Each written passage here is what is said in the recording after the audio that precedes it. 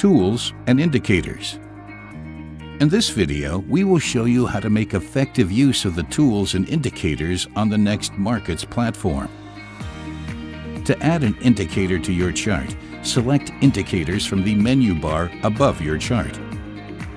There are many useful indicators available. For example, we select a moving average. This indicator is popular with technical analysts. A single click adds the indicator to the chart.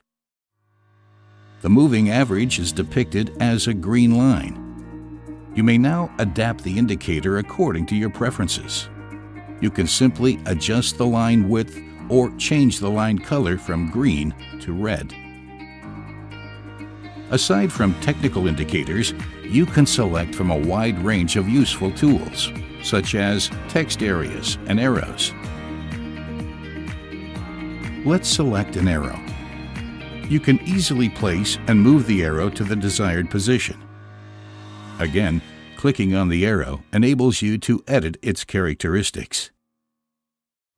Tools and indicators can be easily removed by clicking on the Recycle bin or on the X.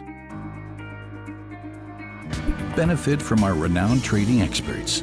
nextmarkets, smarter investing.